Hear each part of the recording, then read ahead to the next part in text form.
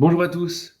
Étonnamment, une des clés pour mieux comprendre le message juif passe par la notion du korban atamid dont on parle dans notre paracha, ce sacrifice permanent qu'on faisait quoi qu'il arrive tous les matins et tous les après-midi. Une des grandes interrogations qu'a l'homme moderne face à la Torah, c'est que ça a l'air d'être un petit peu trop. On a l'impression qu'il y a trop d'exigences, que c'est au quotidien, dans chaque action, dans la sphère familiale, dans la sphère individuelle, dans la sphère collective.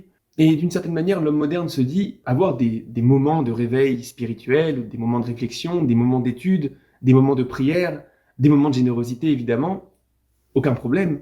Mais là, on a l'impression d'être face à quelque chose qui est trop exigeant et qui est permanent. Pour essayer de réfléchir à cette problématique-là, il y a une très belle citation d'un philosophe qui s'appelle William Durant qui dit la chose suivante. Nous sommes ce que nous faisons sans cesse. L'excellence, alors, n'est pas un acte, mais une habitude.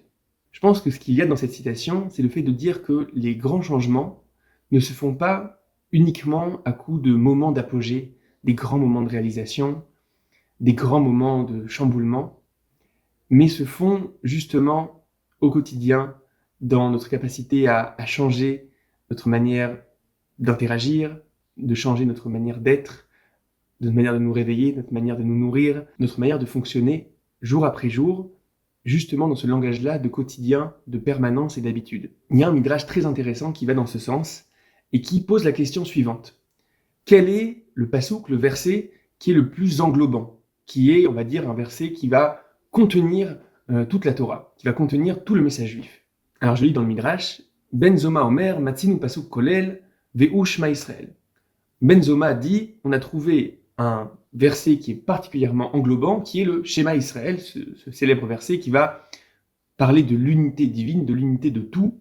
Évidemment, quoi de plus englobant que ça? Ben Nanas Omer, deuxième avis, Matzinu pasuk kolel yoter, ve'u ve'aftal l'eracha kamocha. Nous avons trouvé un verset encore plus englobant qui est « Tu aimeras ton prochain comme toi-même ». Ok, évidemment, verset extrêmement important qui va résumer tout le rapport à l'autre, tout l'altruisme qu'il y a dans le judaïsme, notre capacité d'élargir l'ego, d'élargir l'individu. Mais il y a un troisième avis. Shimon ben Pazi Omer, Matzinu pasuk kolel yoter, ve'u et akeves haechad tasei baboker. Shimon ben Pazi dit, nous avons trouvé un verset encore plus englobant qui est et akeves haechad tasei baboker, c'est justement ce qui apparaît dans notre paracha, c'est-à-dire ce sacrifice-là, tu le feras le matin et l'après-midi, quoi qu'il arrive, ce korban atamid, ce sacrifice permanent. Et c'est assez incroyable de dire qu'il y a dans ce verset-là, qui est juste un des services qu'il y avait dans le temple, il y a quelque chose ici qui englobe toute la Torah. Et c'est peut-être ça ce que ça vient de nous dire, qu'une des clés du message juif, c'est justement cette capacité à parler le langage du permanent, à parler le langage du quotidien, ne pas être uniquement dans la recherche de l'extatique, qui est un langage qui existe aussi. Par exemple, dans le temple, il y a des moments où le peuple entier se réunit, et il y a des grands moments comme ça, des moments d'apogée. Mais tout ne se joue pas là. Il y a besoin de ce langage-là qui est le langage du tamid, le langage du permanent, le langage du quotidien, le langage de l'habituel. Et là, le Midrash nous dit, il y a ici une clé pour comprendre de manière générale la manière de fonctionner de la Torah. Pas uniquement dans la recherche de l'extatique, mais dans cette capacité de réparer, d'ajuster tous les aspects de la vie de l'homme au quotidien.